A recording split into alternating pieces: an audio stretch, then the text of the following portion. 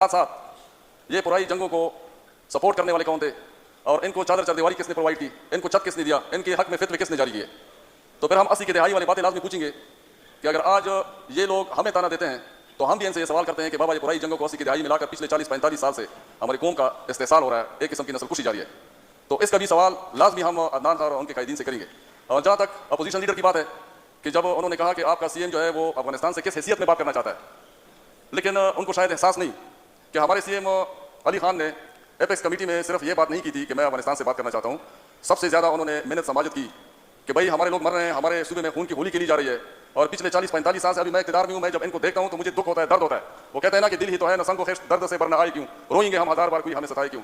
तो जब बार बार उनको कहा गया, सवाल मेहनत जारी की कि बाबा उठो अफगानिस्तान से बात कर लो, क्योंकि हमारी हुकूमत का रियासत का ये बयान है कि ये सारी दहशतगर्दी अफगानिस्तान से हो रही है। तो फिर वज़ीर आला अली अमीन खान ने इसी बुनियाद पर इनसे बात की कि अफगानिस्तान से जाकर बात कर लो। तो अभी एतराज़ किस बात पे, लेकिन ख्वाजा आसिफ जिस तरीके से बात कर रहा था, कभी असेंबली फ्लोर पे खड़ा होकर, कभी जो है ना मीडिया के सामने, और जिस तरीके से इस चीज़ को उछाल रहा था कि ऐसा जिस तरह एक पूरी जो है ना हमने सूबाई हुकूमत उनके हवाले कर दी किसी, या अफगानिस्तान में चले गए या हमने रियासत हदूद अबूर कर दी। लेकिन ख्वाजा आसिफ को यह एहसास तक नहीं कि इस मौजू पर भी बात कर ले कि ये अफगानिस्तान से बात करते हैं या नहीं करते हैं। वज़ीर आला ने तो मेहनत की है कि भाई बात करो, आपका बयान यही है कि सारी दहशतगर्दी अफगानिस्तान से हो रही है, तो फिर अफगानिस्तान से बात करने में क्या जो है ना ऐसा खर्च है, क्या मसला पेश है आपको। और फिर जहाँ तक इनकी बात हुई कि आपका कायद कहता है कि मैं एस्टेब्लिशमेंट के अलावा किसी सियासी कुव्वत से बात नहीं करूंगा, तो बाबा कौन सी सियासी कुव्वत से हम बात करें। आप तो कहते हैं कि हम बाइख्तियार है, आपका कायद जो है वो सरेआम मीडिया पे सारे कौम के सामने कहता है कि पश्तून बेवकूफ़ अवाम है, जितने भी पश्तून है ये बेवकूफ़ है, ये उसने सरेआम कहा हुआ है। जनाब स्पीकर, एक कायद हमारे बारे में ऐसा कहता है, वो उसकी कोई वजूहात होती है।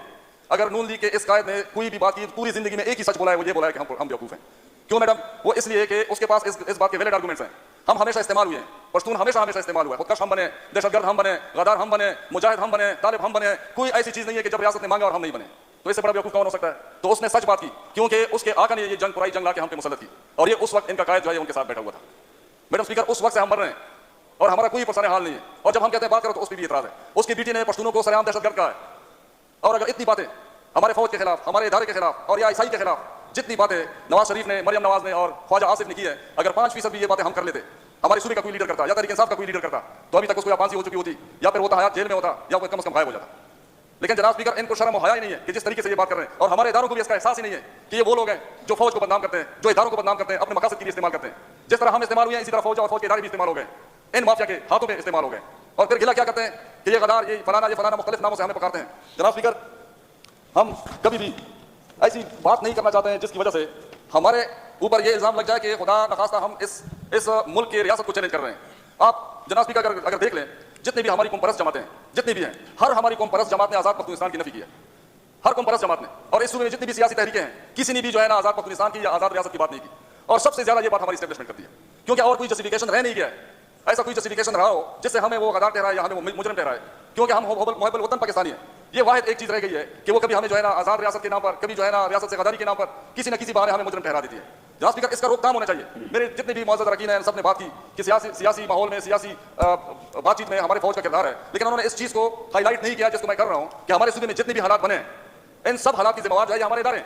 अगर ये इतने स्ट्रांग होते तो कभी हमारे ये हालात ना बनते। हम ये समझते हैं कि हमारे साथ ज्यादती हो रही है, हमारी जानों को कभी भी जो है ना कीमती नहीं समझा जा रहा है, हमें हर जगह पे मारा जा रहा है, मुख्तलिफ नामों पे मारा जा रहा है। जब जरूरत पड़ी हमने जहाद किया, जब जरूरत पड़ी तो फिर हम खुदकश भी बने। हमारे 80,000 जाने चली गई। 1 जनवरी 2010 गांव शाह हसन खेल, लकी मरवत, उसमें एक खुदकश आता है गांव के एन वस्त में, वॉलीबॉल का मैच हो रहा होता है और उसमें 105 जाने चली गई। ये गरीब लोग थे, ये वो गरीब लोग थे जो पाकिस्तान पर अपनी जाने निछावर करते हैं। मैडम स्पीकर, वो लोग लुक़मा अजल बन गए और ये सारे कलमा पढ़ने वाले थे और सारे पाकिस्तानी थे। और अफसोस की बात कि जिसने खुदकश किया वो भी गालिबन कलमा पढ़ने वाला था। और इसी तरह फिर 16 दिसंबर 2014 को जो हुआ APS में, और इसी तरह बजौड़ में, और इसी तरह ये हर जगह पे वो कहते हैं ना कि चमन के दमकीदी बजौड़ पवी नुसूरदा, पवना के दमकीदी बनीगोल पवी नुसूरदा। ये सारी जिंदगी हम लाशी पिछले 40-45 सालों से उठा रहे हैं। मैडम स्पीकर, इसका कोई रोकथाम होना चाहिए। ये जब तक हम इसको लगाम नहीं देंगे, जब तक इदारे इस बात पे हम राजी ना करें, इस बात पे हम उनको बैठा ना लें कि बाबा बस अब खत्म हो गया। ये जो फॉर्म 47 वाली हुकूमत है, हमारे कायदे से हिज़्ब इख्तिलाफ और ख्वाजा आसिफ जो अपने आप को बड़ा तिस्मर खान समझता है। ख्वाजा आसिफ से मैं पूछता हूँ, हमें ताना दिया जा रहा है कि बनू में पुलिस, लकी में पुलिस, वो धरने पे बैठी हुई है। हम कहते हैं, आप तो कहते हैं कि हम बड़े जो है ना जोर वाले, बड़े ताकत वाले और खुद मुख्तार और इख्तियार वाले वज़ीर आज़म है। तो मैं उस बाइख्तियार वज़ीर आज़म को कहता हूँ कि लकी पुलिस को जिसने बाहर रोडों पर बिठाया है उसी को कह दे कि इसको रोड से उठा ले। हम नहीं हैं उनको रोडों पर बिठाने वाले। हम बनू पुलिस को भी हमने रोडों पर नहीं बिठाया, जिसने बिठाया वो उसको उठा ले, अगर इसके पास इख्तियार है। हम तो कहते हैं कि बाबा तुम्हारे पास कोई इख्तियार ही नहीं है, फॉर्म 47 की जाली हुकूमत, और इसी तरह तुम चलते रहोगे और जब तक वो चाहे। लेकिन जनाब स्पीकर, इन लोगों का, इन पूरे जो है जो भी फॉर्म 47 वाली वफाकी हुकूमत है, इनका एक ही काम है कि किसी तरीके से हमें जो है ना निस्त नबूद कर दे, हमारे वो तरीके इंसाफ वाले हैं या हकूक मांगने वाले। मैडम स्पीकर, यहाँ पर हक मांगना अपने आप को मुसीबत में डालने के मुतरादिफ है। अगर आप अपना हक मांगेंगे तो फिर आप इस्लामाबाद में भी महफूज नहीं है, और अगर आप अपना हक छोड़ दें इनके लिए और आप अपना हक नहीं मांगेंगे तो फिर आप वजीरिस्तान में भी महफूज हैं, बलूचिस्तान में भी महफूज हैं। मैडम स्पीकर, अगर आपने जिंदगी जीनी है तो फिर आपने एस्टेब्लिशमेंट की मर्जी का सियासी लिबास पहनना है। अगर आप एस्टेब्लिशमेंट की मर्जी का सियासी लिबास नहीं पहनेंगे तो आप इस्लामाबाद और रावलपिंडी लाहौर में भी महफूज नहीं है, आप जो है ना फिर वजीरिस्तान में भी महफूज नहीं है। तो ये सारा सिस्टम जो चल रहा है, ये सारा सिस्टम हाईजैक्ट है मैडम। अब इस सिस्टम को हमने ठीक करना है। ये क्या बात हुई कि हमें कहा जा रहा है कि आप लोग फौज के खिलाफ क्यों? बाबा, हम फौज के खिलाफ नहीं बोल रहे हैं, ना हम इदारों के खिलाफ बोल रहे हैं, हम शख्सियत के खिलाफ बात कर रहे हैं। हम ये कह रहे हैं कि हम सबसे पहले सबसे ज्यादा पाकिस्तान तहरीक इंसाफ फौज को सपोर्ट करती है, हर फौजी को सपोर्ट करती है और हर उस फौजी को सपोर्ट करती है जो बॉर्डर पे अपनी जाने देते हैं, जो दहशतगर्दी के खिलाफ आला उस पर पहली फ्रंट लाइन पे लड़ रहे हैं। लेकिन हम हमेशा उस चीज की नफी करेंगे जो आईन में और जो कानून में लिखा है, उससे जो भी दाएं बाएं जाएगा हम ठीक ठाक आवाज भी उठाएंगे, नाम भी लेंगे और बताएंगे ये हमारी जिम्मेदारी है, ये हमारी अखलाकी जिम्मेदारी है।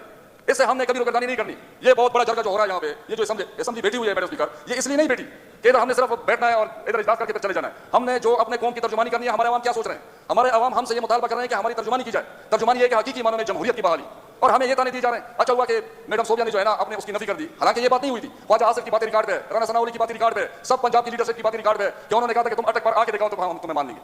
ये क्या बात हुई भाई? हम पाकिस्तानी शहरी हैं, मैं अटक पार जाऊं या इधर आ जाऊं या लाहौर जाऊं या सियालकोट जाऊं, जिधर भी जाऊं मैं जाऊंगा। मैंने जिधर भी सियासी कुव्वत दिखानी है मैं जाऊंगा दिखाऊंगा। और फिर एनओसी वाली तो बात ही नहीं हुई थी। लेकिन जनाब स्पीकर, ये इनका कसूर नहीं है, ये एक माइंड सेट बना हुआ है कि जब हम पख्तूनख्वा से जाते हैं तो फिर हमें हमेशा यही कहा जाता है। और हमें दूसरे इसलिए कहते हैं कि एक रियासत दो दस्तूर, ये वाली बात मजीद नहीं चलेगी कि हमें जो है ना पाकिस्तानी शहरी मनवाने के लिए हमें सर्टिफिकेट लेना होता है कि हम पाकिस्तान के वफादार हैं। लेकिन ऐसी वफादारी कब साबित होगी? मर मर के हम जो है ना अपनी वफादारी अभी तक साबित नहीं कर सके।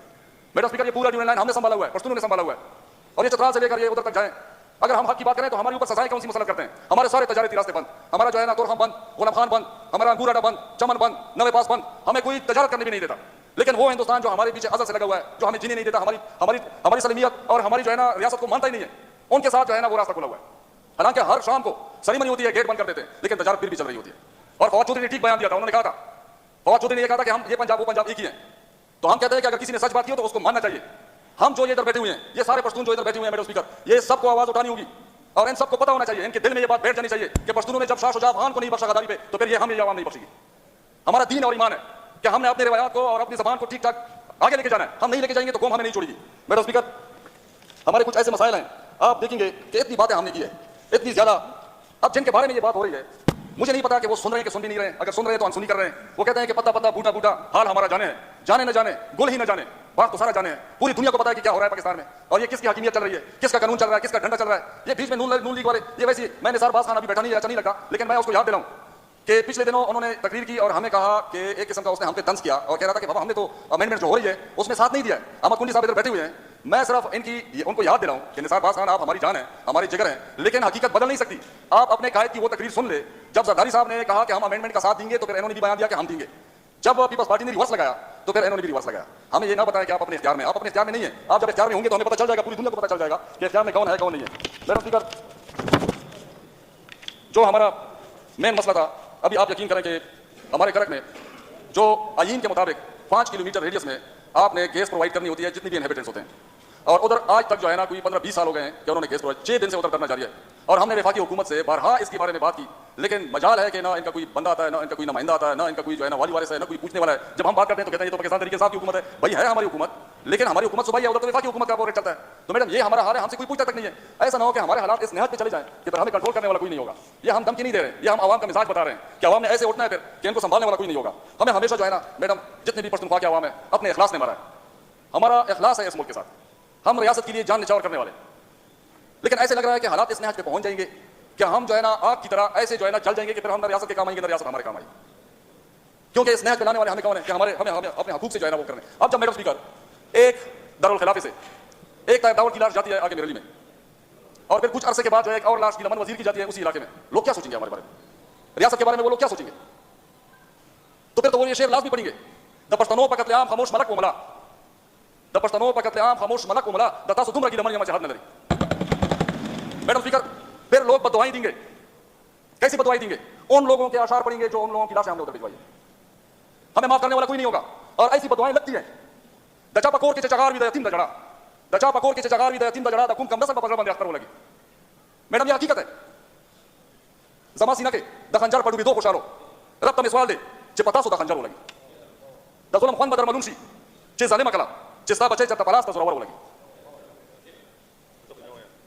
रब तमें सवाल दे पता सो द खंजर हो लगी, द जुल्म खान बदर मलूमशी चे जालिम अकला, द जुल्म खान बदर मलूमशी चे जालिम अकला चिस्ता बचे जब तपलास तजुरवर हो लगी। बेटा स्पीकर, ये बातें लोगों के दिल में और ये अशार लोगों के दिल में तीर किए जा रहे हैं। और हमारे वज़ीर आला अली खान ने इनके बकौल जो हमें बार बार निसारबाज और अदनान ये लोग दावत देते हैं, पश्तून अदालत की बात बता रहे हैं, हमारे वज़ीर आला सरदार अली खान ने पहले से इन पे बात की है, ओपन दावत दी है कि आए हमारे साथ बात करें, जो मसले हम हल कर सकेंगे हम उधर ही इसके और साबित करेंगे। हमने कभी ऐसी बातों पे, कौम के हकूक पे, ये वज़ीर आला इसलिए नहीं बना कि इक़्तिदार पे बैठा रहे और तमाशा देखता रहे कि लोगों का कत्लेआम और ये खामोश बैठे रहे। क्यों? क्योंकि हमारे कायद का विजन है। हम सब ने जो है ना इसलिए इधर आए हुए हैं कि हम अपने मुल्क का, अपने कौम का सही मानों में एक तर्जुमानी भी करें और खिदमत भी करें आईन और कानून के दायरे के अंदर। जनाब स्पीकर, बहुत सारी बातें हैं, लेकिन आप लोग कहते हैं, आखिर में मैं एक शेर पढ़ता हूँ, उसी पे मैं एहतिताम करता हूँ और इसको धमकी भी ना समझा जाए, इसको जो है ना दिल में बैठा लिया जाए कि हालात यहाँ पहुंचेंगे तो हमने करना क्या है। तद पल जोर पल गुरूर सर का उरा सवा, तद पल जोर और गुरूर द्वारा सर का उरा सवा, कम इधर पसंद नकल द पख्तून बने।